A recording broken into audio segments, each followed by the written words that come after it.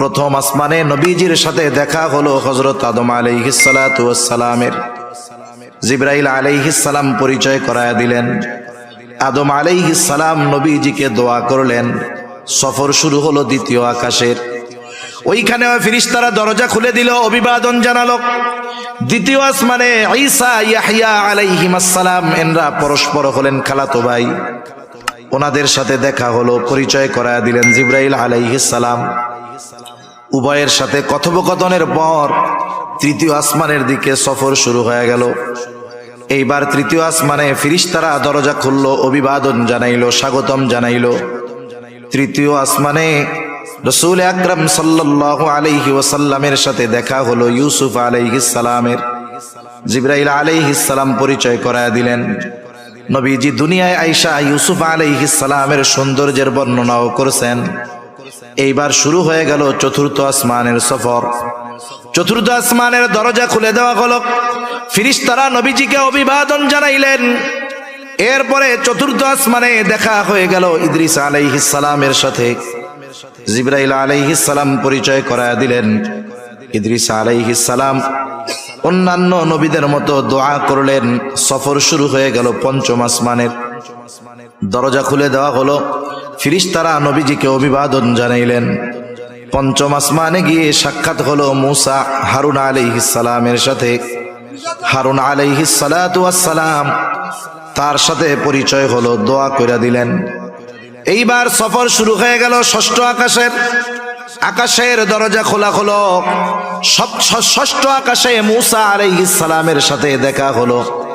জিবরাইল আলাইহিস সালাতু ওয়াস সালাম পরিচয় করায়া দিলেন। এইবার সপ্ত আকাশের দিকে নবীজিকে নিয়ে জিবরাইল আলাইহিস সালাম রওনা হয়ে গেলেন। সপ্ত আকাশের দরজা খুলে দেওয়া হলো, ফেরেশতারা অভিবাদন জানাইল। সপ্ত আসমানেই আছে বাইতুল মামুর, একেবারে আমাদের দুনিয়ার বাইতুল্লাহ যেই জায়গায়, ওই বরাবর সোজা সপ্ত আকাশের উপরে একটা মসজিদ আছে। ওই মসজিদের নাম হলো বাইতুল মামুর। সুবহানাল্লাযী আসরা বিআবদিহি লাইলাম মিনাল মাসজিদিল হারাম ইলাল মাসজিদিল আকসাল্লাযী বারাকনা হাওলাহু লিনুরিয়াহু মিন আয়াতিনা। আল্লাহ রাব্বুল আলামিন বলেন, পবিত্র মহিমান্বিত তিনি, পুত পবিত্র তিনি, যিনি তার বান্দাকে রাত্রিকালীন ভ্রমণ করিয়েছেন। ভ্রমণটা পুরা রাত্র ব্যাপী হয়েছে তা নয়, রাতের কিছু অংশে এই ভ্রমণটা সম্পূর্ণ হয়েছে। বিআবদিহি তার বান্দাকে। আল্লাহ রাব্বুল আলামিন আমার আপনার নবীজিকে বলতেছেন আমার বান্দা, আমার বান্দা। মনে রাখবেন, দুনিয়ার মানুষের গোলাম যদি কেউ হয়ে যায় এতে তার সম্মান কমে যায়, কিন্তু কোন ব্যক্তি যদি আল্লাহর গোলাম হয়ে যায় তার মর্যাদা সম্মান আরো বেড়ে যায়। দুনিয়ার কেউ যদি আমার আপনার ব্যাপারে বলে এটা আমার গোলাম, তাহলে ইজ্জত সম্মান থাকবো। কিন্তু আল্লাহ তাআলা যদি কাউকে বলে আমার গোলাম, আমার গোলাম, আমার বান্দা, তার সম্মান মর্যাদা কত উঁচু পর্যায়ের এটা বোঝা যায়। কারণ ঈসা আলাইহিস সালাতু ওয়াস সালামকে ইহুদিরা বলতেছে এটা হলো আল্লাহর সন্তান, অপবাদ দিচ্ছে। ঈসা আলাইহিস সালাম মায়ের কোলে কি জবাব দিছে? খ্রিস্টানেরা বলে ঈসা হলো আল্লাহর সন্তান, আর ঈসা আলাইহিস সালাম বলেন ইন্নী আবদুল্লাহ আতানিয়াল কিতাবা ওয়া জাআলানি নাবিয়্যা। বলে আমি হলাম আল্লাহর বান্দা। ইন্নী আবদুল্লাহ, কার বান্দা? আমি আল্লাহর বান্দা। যারা পরিপূর্ণ গোলাম হয় এরা দামি। গোলাম মানে কি জানেন? গোলাম মানে হইল যার ইচ্ছাটাও নিজের ইচ্ছায় চলবে না। আমার ইচ্ছাটাও হবে কার ইচ্ছাধীন? আল্লাহর ইচ্ছাধীন। এটা হলো আসল গোলাম। সে নিজেকে পরিপূর্ণ আল্লাহ তাআলার সামনে সমর্পণ করে দিবে, এর দাম বেশি। গোলাম হইলে দাম বেশি, আজাদ হইলেই যে দাম তা না। যেমন আকাশে এক ঝাঁক বক উড়ে যাইতেছে, বক, অনেকগুলা বক। এক বন্ধু আর এক বন্ধুকে বলতেছে, দোস্ত বকগুলা দেখছো? বলে হ্যাঁ দেখছি, খাইতে খুব মজা লাগে তো বকের গোশত। বলে তোমার কাছে এই আকাশে ওই জায়গায় 1000 খানিক বক হবে, তোমারে আমি বেচা দিলাম, এর দাম আমারে 500 টাকা দাও। 1000 বক সব তোমারে দিয়ে দিলাম, আকাশে যেই কয়টা আছে। কোন বলদে 500 টাকা কেন, 5 টাকা দিব? 5 টাকা দিয়াও ওই আজাদ বক কিনবে না। আপনি যদি খাঁচায় বন্দি করে একটা বক নিয়ে আসেন, যে ধরো এইটা 500 টাকা দাও, বাজারে উঠাবেন, দেখবেন সিরিয়ার লেগে যাবে। যদি বড় সড়ো হয় 1000 টাকা দিয়ে কেনার লোক পাওয়া যাবে। এই জন্য আজাদ স্বাধীন হইলেই দামি হয় না, বরং কেউ যদি আল্লাহর গোলাম হতে পারে, গোলামের খাঁচায় আবদ্ধ হতে পারে, তাহলে আল্লাহ তাআলার কাছে দামি হয়ে যায়। দুনিয়া আখিরাতে আল্লাহ তাআলা তাকে দামি বানায়া দেয়। আল্লাহ রাব্বুল আলামিন বলেন, লাইলাম মিনাল মসজিদিল হারামি ইলাল মসজিদিল আকসা। তার বান্দাকে তিনি রাত্রিকালীন সফর করিয়েছেন মসজিদুল হারাম থেকে মসজিদে আকসা পর্যন্ত। আমি দুইটা বিষয় মূলত আপনাদের খেদমতে কিছু কথা বলতে চাই। একটা হলো নবীজির মেরাজ সংক্রান্ত, দ্বিতীয়টা হলো মসজিদুল আকসা সংক্রান্ত। কারণ মেরাজের সাথে মসজিদুল আকসার সাথে বড় একটা সম্পর্ক আছে। আর এই সময়ে ফিলিস্তিনের মাজলুম মুসলমানদের উপরে ওই বর্বর ইসরায়েলিরা যেই জুলুম, অত্যাচার, নির্যাতন চালাচ্ছে, তাদেরও মূল টার্গেট হলো এই মসজিদুল আকসা। আমরা অনেক সময় ভাবি যে ইহুদিরা মনে হয় এই যুদ্ধটা করতেছে, অনেক উদ্দেশ্য আছে। না না, গোটা দুনিয়ার ইহুদিরা একজনের আগমনের অপেক্ষায় আছে। বলেন তো তার নাম আপনাদের জানা আছে? কি বলেন তো তার নাম? দাজ্জালের আগমনের অপেক্ষায় আছে। দাজ্জাল কখন আসবে? ওদের মন গড়া কিছু কাহিনী আছে, ঘটনা আছে, গল্প আছে, যেগুলো নিজেদের বানানো।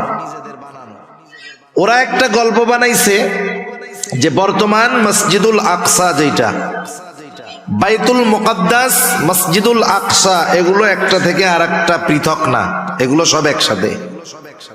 আপনারা যদি দেখে থাকেন দেখবেন মসজিদুল আকসা তথা বাইতুল মুকাদ্দাস 4 দিক দিয়ে দেওয়াল দিয়ে ঘেরা আছে। ওই পুরাটা জায়গা, ওর ভিতরে যতগুলো স্থাপনা আছে সব বাইতুল মুকাদ্দাস এর ভিতরে। যেটাকে আমরা মসজিদুল আকসা বলি চিনি নাম হিসাবে, ওইটাও বাইতুল মুকাদ্দাসের ভিতরে একটা জায়গা। এরপরে আমাদেরকে যেটা মসজিদুল আকসা হিসাবে দেখানো হয়, বিশাল সোনালী এক গম্বুজালা বড় স্থাপনা, এটা কিন্তু মূল মসজিদুল আকসা নয়। এটাকে বলা হয় ডোম অফ রক, কুব্বাতুস সাখরা। এটাকে বারবার আমাদের সামনে দেখানো হয়। অনেক মুসলমানের সন্তান মূল মসজিদ কোনটা ওইটা ওরা নিজেরাও জানে না, মূল স্থাপনা কোনটা। ওরা মনে করে ওইটাই মনে হয় মসজিদুল আকসা। না না, এটাকে বারবার আমাদের সামনে তুলে ধরার কারণ হলো মূলটা যেন আমরা ভুলে যাই। মূলটা কোথায় আছে দেখবেন ওই 4 দেয়ালের মধ্যেই, খেয়াল করলে এক কর্নারে এক পাশে ধূসর বর্ণের অ্যাশ কালারের একটা গম্বুজ দেখা যায়, একটা মসজিদ দেখা যায়। বিবর্ণ মনে হয় মসজিদটাকে, অথচ ওই মসজিদটা প্রত্যেকটা মুসলিম শাসক আসার পরে কোনো না কোনোভাবে ওই জায়গায় বরকতান তারা কাজ করছে স্বর্ণ দিয়ে। দ্বিতীয় বিশ্বযুদ্ধের সময়, বিশেষ করে দ্বিতীয় বিশ্বযুদ্ধের সময় ইংরেজরা, ব্রিটিশরা ওইগুলোকে, স্বর্ণগুলোকে স্থাপনার থেকে ছুটায়া ছুটায়া নিজেরা নিজেদের দেশে নিয়ে গেছে। ইহুদিরাও সুযোগে সুযোগে কিছু নিয়ে ওইটাকে একবারে বিদীর্ণ বানায় ফেলছে। ইহুদিদের একটা ভ্রান্ত বিশ্বাস হলো ওই মসজিদটা সুলাইমানি অবকাঠামোর উপরে নির্মিত নয়। মানে সুলাইমান আলাইহিস সালাম যেমনে বানাইছে এই মসজিদটা ওইরকম না, ওইটা পরে বানানো হয়েছে। এই জন্য ওরা কি চায়, ওই মূল মসজিদটাকে ভেঙে ফেলতে চায়। ভেঙে ওইখানে সুলাইমানি অবকাঠামোতে থার্ড টেম্পল, তৃতীয় উপাসনালয় ওরা বানাতে চায়। কেন? ওদের বিশ্বাস হলো ওইখানে যখন থার্ড টেম্পল, তৃতীয় মন্দির বা উপাসনালয় বানানো হবে তখনই দাজ্জালের আগমন ঘটবে। এটা ওদের একটা ভ্রান্ত, বানোয়াট, ভুয়া আকীদা বিশ্বাস। যেমনটা ঘটছে বাবরি মসজিদের সাথে। বাবরি মসজিদ 500 বছর ওইখানে মসজিদ ছিল, আজান হয়েছে, নামাজ হয়েছে, সব হয়েছে। হঠাৎ করে এই 20 শতাব্দীর মাঝামাঝি ইংরেজদের থেকে দেশ বিভক্ত হওয়ার পরে একজন গুজব উঠাইছে বাবরি মসজিদের নিচে নাকি রাম মন্দির ছিল, ওইখানে মুসলমানেরা মসজিদ বানাইছে। কি হইল? যেখানে 500 বছর নামাজ হইছে, মসজিদ হইছে, আগে কেউ কোনো কথা বলে নাই। যখন বানানো হইছে কেউ কোনো কথা বলে নাই। বলতে পারেন হুজুর, মুসলিম শাসক বানিয়েছে, হিন্দুরা কথা বলতে কি সাহস পাবে? কেন পাবে না? যদি মুসলিমরা জালেম হতো, মুসলিম শাসকরা 800 বছর এই উপমহাদেশ মুসলমানেরা শাসন করেছে। মুসলিম শাসকরা যদি জালেম হতো, অত্যাচারী হতো, এই উপমহাদেশে 100 কোটি হিন্দু বসবাস করতে পারত না, সব নিশ্চিহ্ন করে দিত মুসলিম শাসকরা।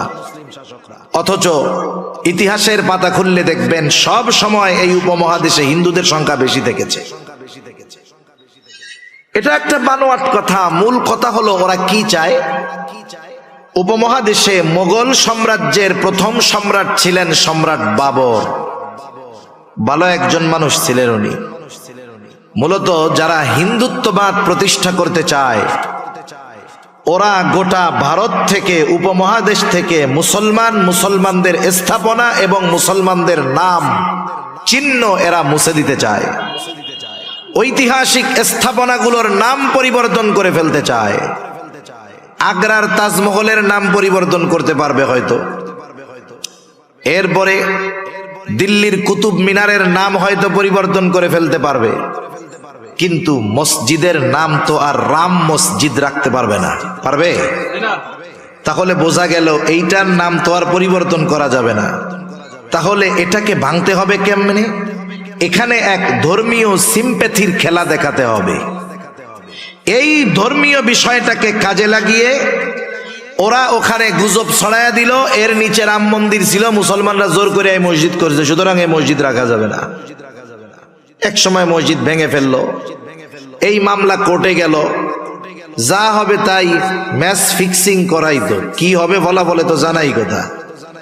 মুসলমানদের বিরুদ্ধে রায় দেওয়া হলো, মসজিদ ভেঙে 1 বছরের মধ্যে, 1.5 বছরের মধ্যে বিশাল রাম মন্দির হয়ে গেছে। কয়েকদিন আগে উদ্বোধন হয়েছে, একথা জানেন আপনারা? গত মাস, এই মাসের 22 তারিখে উদ্বোধন হয়ে গেছে। তাহলে এই বাবরি মসজিদ ভাঙা হয়েছে কেন? পুরো একটা গুজব, মিথ্যা, বিভ্রান্ত তথ্যের উপরে ভিত্তি করে। এই যে ইহুদিরা বলে যে এটা সুলাইমানি অবকাঠামো, মূল অবকাঠামো নয়, এটার ভেঙে আমরা ওই আগের মতো বানাবো। এটা বানাইলে কি হবে? ওদের বিশ্বাস এটা বানাতে পারলে দাজ্জালের আগমন ঘটবে। এখন যদি মসজিদ ভেঙে ফেলে তাহলে তো সমস্যা, মুসলিম উম্মাহ আরো বেশি ক্ষেপে উঠবে। এই জন্য প্রথম নজর সরিয়ে দিতে চায় আমাদের, আমরা যেন মনে করি ওই ডোম অফ রক এটাই হলো মূল মসজিদে আকসা। ওইটাকে আমরা ভুলে যাব। ধ্বংস কেমনে করবে? গ্রানাইট দিয়ে করবে? না না, তল দিয়ে সুড়ঙ্গ কেটে ওই স্থাপনার নিচে যখন গর্ত ফাঁকা হয়ে যাবে, এক সময় এমনেই মসজিদটা ডেবে যাবে, আর ওরা ওই জায়গায় ওদের সেই তথাকথিত থার্ড টেম্পল বানাবে। এটা হলো ইহুদিদের মূল টার্গেট। ফিলিস্তিনকে এমন ভাবে ওরা ঘিরে রাখছে, বহির্বিশ্বের কেউ এই কাজে বাধা দিতে পারবে না, কারণ যাওয়ার উপায় নাই। আপনার যত টাকা পয়সা থাক, আপনি মক্কা মদিনায় বারবার যাইতে পারবেন, কিন্তু মসজিদুল আকসায় একবার যাওয়া আপনার জন্য হাজার হাজার গুণ কঠিন হবে। এখন যাইতে পারে না কেউ, পূর্ণ নিয়ন্ত্রণ ইসরায়েলের কাছে। তা এখন বাধা কারা দিবে? যারা ওই ফিলিস্তিনের এরিয়ার মধ্যে আছে, যারা আওয়াজ তুলবে তাদেরকে শেষ করে ওই নির্মাণকে ভেঙে ওই জায়গায় থার্ড টেম্পল করতে হবে, এটাই ওদের মূল উদ্দেশ্য। এখন বলেন, ওরা যেই উদ্দেশ্য হাসিল করতে চায়, গোটা মুসলিম উম্মার দেহে এক বিন্দু রক্ত থাকা পর্যন্ত তাদের এই অপকর্ম সংগঠিত করার সুযোগ দেওয়া যাবে না। দেখবেন, মক্কা হলো বর্তমান দুনিয়ার সবচাইতে মর্যাদাপূর্ণ জায়গা।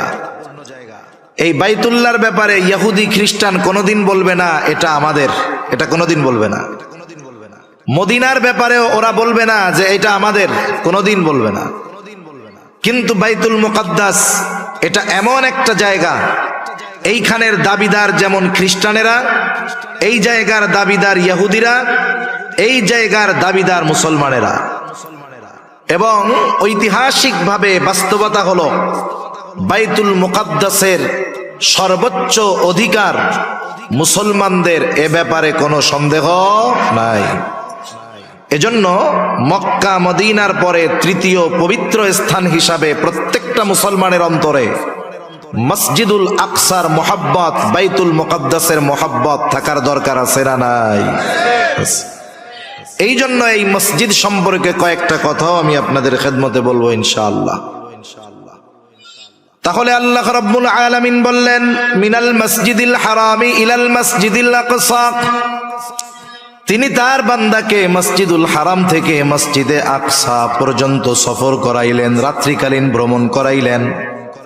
এটা হলো ইসরা, যেই ভ্রমণটা জমিন থেকে জমিনে হয়েছে। মসজিদুল আকসার ব্যাপারে আল্লাহ তাআলা বলেন, আল্লাযী বারাকনা হাওলাহু, আল্লাহ তাআলা বলেন আমি ওই মসজিদুল আকসার চতুর্পাশকে বরকতময় করেছি। এই জন্য বাইতুল মুকাদ্দাস এটা হলো বরকতময় জায়গা। কেন আল্লাহ তাআলা এই সফর করাইলেন? বলে, লিনুরিয়াহু মিন আয়াতিনা, আমার বান্দাকে আমার নিদর্শন সমূহ দেখানোর জন্য এই সফরটা আমি করাইলাম। নিদর্শনগুলা কি? আমি আর ওই দিকে যাব না, যেহেতু মসজিদুল আকসা নিয়ে কিছু কথা বলার নিয়ত পেশ ইচ্ছা করেছি। তাহলে মসজিদুল আকসা তথা বাইতুল মুকাদ্দাস এক নম্বরে বরকতময় ভূমি, বরকতময় স্থান, বরকতময় স্থাপনা। বলেন তো এই ঘোষণাটা কার? দুই নম্বর, আল্লাহ তাআলা জানায় দেন এই বাইতুল মুকাদ্দাস হলো পবিত্র ভূমি। বাইতুল মুকাদ্দাসের ভিতরেই ওই মসজিদ। মূসা আলাইহিস সালাতু ওয়াস সালামকে যখন আল্লাহ তাআলা বললেন, পয়গম্বর মূসা, আপনি বনি ইসরাইলদেরকে আদেশ করেন ওই জেরুজালেমের কর্তৃত্ব আমি আল্লাহ ওদের হাতে ফিরাইয়া দিতে চাই। ওইখানে একদল শক্তিশালী মানুষ, জেরুজালেমের কর্তৃত্ব যাদের হাতে, আমালিকা গোত্র, ওরা যদিও অনেক শক্তিশালী, ও পয়গম্বর আপনি আপনার উম্মতদেরকে বলেন তারা যেন ওই শহরের মধ্যে ঢুকে যায়, প্রবেশ করে, সামনের দিকে ছুটতে থাকে। ওই শত্রুরা যতই শক্তিশালী হোক না কেন, যেহেতু আমি আল্লাহ ওই ভূমির কর্তৃত্ব, মালিকানা তাদেরকে দিয়ে দিয়েছি, আপনার উম্মত শুধু বাইতুল মুকাদ্দাসের মধ্যে ঢুকবে আর সামনের দিকে অগ্রসর হবে। শত্রু যত শক্তিশালী হোক না কেন, তাদের বিরুদ্ধে আমি আল্লাহ তাদেরকে বিজয় দান করব। এই জন্য মূসা আলাইহিস সালাম ঘোষণা করলেন, ওনার কওমকে, সম্প্রদায়কে বলতেছে, ইয়া কওমি দখুলুল আরদাল মুকাদ্দাসাতাল্লাতী কাতাবাল্লাহু লাকুম ওয়ালা তারতাদ্দু আলা আদবারিকুম ফাতানকালিবু খাসিরিন। মূসা আলাইহিস সালাম বলেন, ও আমার সম্প্রদায়, তোমরা ওই পবিত্র ভূমির মধ্যে ঢুকে পড়ো, যেই ভূমির মালিকানা, যেই পবিত্র জমিনের মালিকানা আল্লাতী কাতাবাল্লাহু লাকুম, আল্লাহ তাআলা তোমাদের জন্য লিখে দিয়েছে। তোমরা শুধু ওই জমিনের মধ্যে, ওই শহরের মধ্যে ঢুকবা, সামনের দিকে অগ্রসর হবা, খবরদার পেছনের দিকে আসবা না। জয় তোমাদেরই হবে, তবে যদি পিছু হটো, ওয়ালা তারতাদ্দু আলা আদবারিকুম ফাতানকালিবু খাসিরিন, যদি পেছনের দিকে ফিরো, পিছু হটো, তাহলে ক্ষতিগ্রস্তদের অন্তর্ভুক্ত হয়ে যাইবা। আর যদি সামনের দিকে ছুটতে থাকো, ওই পবিত্র জমিনের মালিকানা তোমাদেরকে দিয়ে দিবে। আল্লাহ তাআলা কোরআনুল কারীমে জানায়া দিলেন, এই জমিনটা হলো পবিত্র জমিন, পবিত্র ভূমি। 3 নাম্বার, এই মসজিদের অন্যতম তথা বাইতুল মুকদ্দাসের অন্যতম বৈশিষ্ট্য হলো এটা মুসলমানদের প্রথম কিবলা। আব্দুল্লাহ ইবনে আব্বাস রাদিয়াল্লাহু তাআলা আনহু থেকে বর্ণিত, তিনি বলেন, কানা রাসূলুল্লাহ সাল্লাল্লাহু আলাইহি ওয়াসাল্লাম ইউসাল্লি ফি মক্কাতা নাহওয়া বাইতুল মুকদ্দাস ওয়াল কাবাতু বাইনা ইয়াদাই। নবীজি মক্কায় যখন নামাজ পড়তেন, বাইতুল মুকদ্দাসের দিকে ফিরে নামাজ পড়তেন, কাবা ওনার আর বাইতুল মুকদ্দাসের মধ্যে থাকতো। বাইতুল মুকদ্দাস মক্কা থেকে প্রায় ১৫০০ কিলোমিটার উত্তরে। নবীজি যখন উত্তর দিকে ফিরতেন, সামনে কাবা থাকতো, এরপরে বাইতুল মুকদ্দাস থাকতো। তার মানে নবী দক্ষিণ দিকে দাঁড়িয়ে কাবাকে সামনে নিয়ে উত্তর দিকে মুখ করে দাঁড়াইতেন।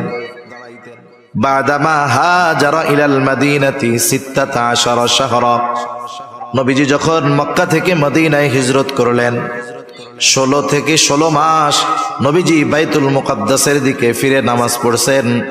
কারণ বাইতুল মুকদ্দাস উত্তর দিকে, মক্কা থেকে মদিনাও উত্তর দিকে।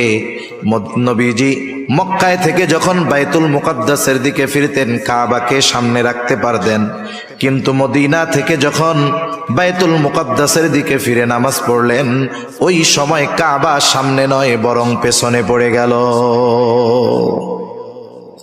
16 মাস নবীজি নামাজ পড়ছে। কয় মাস?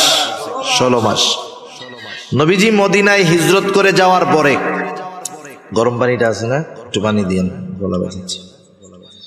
নবীজি মদিনায় হিজরত করে যাওয়ার পরে মদিনায় ইহুদিদের প্রভাব ছিল, প্রভাব শেষ। নবীজিও বুঝতে পারছে ইহুদিদের প্রভাব প্রতিপত্তি শেষ। নবীজির অন্তরে তো এমনিই আশা যে কাবা যদি মুসলমানদের জন্য কিবলা হইতো কতই না ভালো হইতো। নবীজি একদিন নামাজ পড়তেছেন, নামাজের মধ্যে নবীজির ওই আশাটা অন্তরের মধ্যে অতিমাত্রায় জাগ্রত হলো।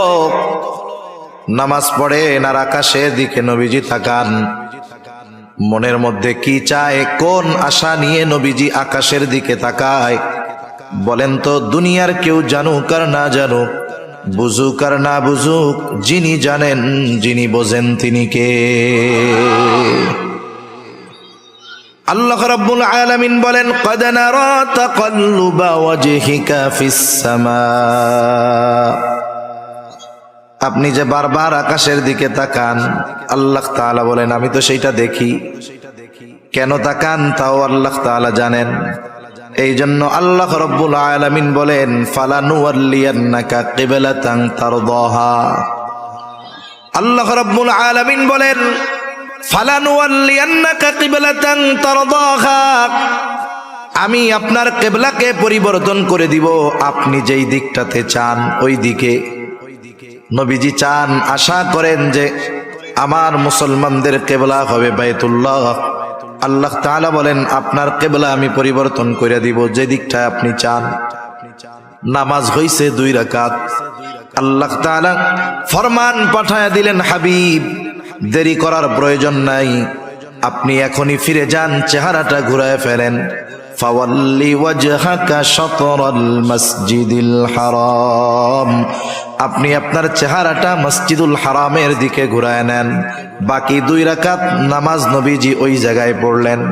2 রাকাত হলো বাইতুল মুকদ্দাসের দিকে, 2 রাকাত হলো বাইতুল্লাহর দিকে, কাবার দিকে। যেই জায়গায় পড়ছেন এই ঘটনাটা নবীজির সাথে ঘটছে, ওই জায়গাটায় এখন একটা মসজিদ, নাম হলো মসজিদু কিবলাতাইন। আস্তে আস্তে খবর ছড়ায় গেছে, এক অঞ্চলে খবর পৌঁছাইছে ফজরের সময়, তারা 1 রাকাতে পড়তেছে, রুকুর মধ্যে আরেকজন খবর দিছে, সাথে সাথে ওই বাকি নামাজ তারা ফিরে আর ওই বাইতুল্লাহর দিকে পড়া শুরু করছে। এইখানে একটা মসজিদ হয়েছে, মসজিদু কিবলাতাইন। হজ উমরার সফরে যখন যাওয়া হয়, যারা গিয়েছেন ঐতিহাসিক স্থাপনাগুলো যখন দেখাইতে নিয়ে যায়, এই জায়গাটাতেও নেওয়া হয়। এখন তো কাবার দিকে ফিরা মেহরাব, কিন্তু বের হওয়ার সময় যখন দরজার উপরের দিকে তাকাইলে দেখা যায় জায়নামাজের মতো একটা চিহ্ন দেওয়া আছে, বোঝানোর জন্য যে আগে কেবলাটা এদিকে ছিল। তাহলে এই বাইতুল মুকাদ্দাস মসজিদুল আকসা এর সাথে আমার আপনার নবীজির কমপক্ষে 16 মাসের ইবাদতের সম্পর্ক রয়েছে। এটার সাথে আমাদের ইবাদতের সম্পর্ক। এটা হলো পৃথিবীর দ্বিতীয় মসজিদ। আবু যার গিফারি রাদিয়াল্লাহু তাআলা আনহু নবীজি সাল্লাল্লাহু আলাইহি ওয়াসাল্লামকে জিজ্ঞাসা করতেছেন, আইয়ু মাসজিদিন উদিয়া ফিল আরদি আউওয়ালা, পৃথিবীর সর্বপ্রথম মসজিদ কোনটা? নবীজি বলেন, আল মসজিদুল হারাম। মসজিদুল হারাম হলো পৃথিবীর প্রথম মসজিদ।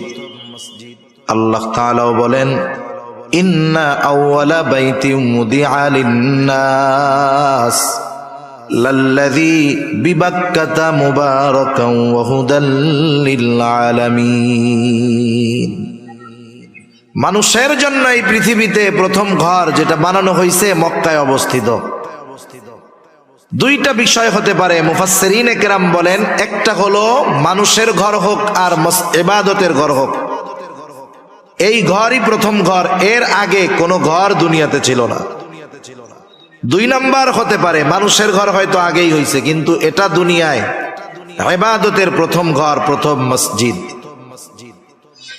তাহলে পৃথিবীর প্রথম মসজিদ হলো মসজিদুল হারাম। এরপরে তিনি প্রশ্ন করতেছেন, সুম্মা আইয়ুন, এরপরে কোনটা? নবীজি প্রশ্নের জবাবে বললেন, আল মসজিদুল আকসা। মসজিদুল আকসা। কাম কানা বাইনাহুমা, এই দুইটার মাঝে ব্যবধান কত বছরের? নবীজি বললেন, 40 সানা। এই দুইটার মধ্যে ব্যবধান হলো 40 বছরের।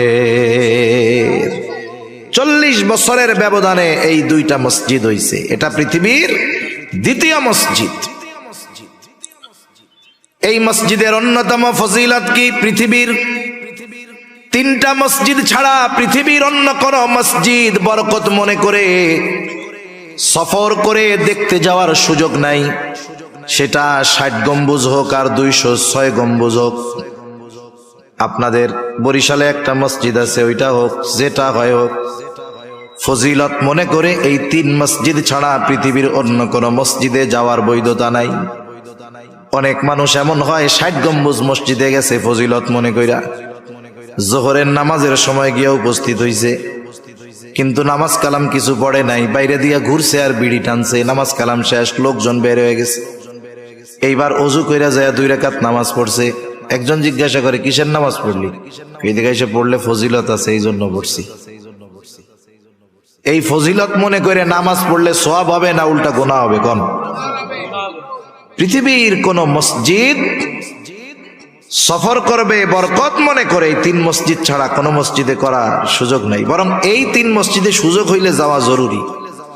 মসজিদুল হারামে যাওয়া লাগেই, হজ ফরজ হইলে যাইতে হবে, ওইটা ফরজ। সেই জন্য মসজিদুল হারামে যাইতে হয়, মসজিদুল নববীতে যেতে হয়, মসজিদুল আকসায় গেলে ফজিলত আছে। কিন্তু আফসোসের ব্যাপার, এখন আর পুরনো নিয়ন্ত্রণ ইহুদিদের হাতে থাকার কারণে মুসলমান চাইলেই যাইতে পারে না। এই 3 মসজিদ হলো এই বরকতময় যে এই 2-3 মসজিদ দেখার উদ্দেশ্যে সফর শুরু করলেই সওয়াব হয়। শুধু তাই না, এই 3 মসজিদে গিয়ে যদি নামাজ পড়া যায়, নবীজি বলেন বাইতুল্লাহে নামাজ পড়লে তার 1 রাকাতের সওয়াব 1 লক্ষ গুণ বাড়ায়া দেওয়া হয়। মসজিদুন নববীতে পড়লে 1000 গুণ বাড়ায়া দেওয়া হয়। মসজিদুল আকসায় 1 রাকাত নামাজ পড়লে ওর সওয়াব 250 গুণ পর্যন্ত আল্লাহ তাআলা বাড়ায়া দেয়। 60 গম্বুজ মসজিদে যায় পড়লে এই সওয়াব পাওয়া যাবে? 1 গুণ 2 গুণ হবে? কেউ যদি মনে করে তাহলে তার আরো গুনাহ হবে। শাহজালালের মাজারে যায় পড়লে হবে মনে হয়? পৃথিবীর আর কোন মসজিদ নাই। নবীজি আর এক হাদিসের মধ্যে বলেন, দাজ্জাল পৃথিবীর 4টা মসজিদে ঢুকতে পারবে না। দাজ্জালের আগমন হবে, গোটা দুনিয়া চড়ায় বেড়াবে, কিন্তু চারটা জায়গায় সে ঢুকতে পারবে না। এক নাম্বার মসজিদুল হারাম, হারামের এরিয়া যত দূর ফিরিস্তারা দাঁড়ায় পাহারা দিবে, ওই এরিয়ার ভিতরে তারা ঢুকতে পারবে না। মসজিদুন নববী ওরও এরিয়া আছে, ওই এরিয়ার ভিতরে দাজ্জাল ঢুকতে পারবে না। মসজিদুল আকসা, এই বাইতুল মুকাদ্দাসের ওই এরিয়ার ভিতরে দাজ্জাল ঢুকতে পারবে না। আর একটা মসজিদ আছে মসজিদুত তুর, ওই মসজিদুত তুরের মধ্যেও দাজ্জাল ঢুকতে পারবে না। এই মসজিদের অন্যতম আর একটা বৈশিষ্ট্য হলো পৃথিবীর একমাত্র মসজিদ যেই জায়গায় আল্লাহ রাব্বুল আলামিন পৃথিবীর শুরু থেকে নিয়ে একেবারে আমার আপনার নবী পর্যন্ত সব নবীকে আল্লাহ তাআলা একত্রিত করে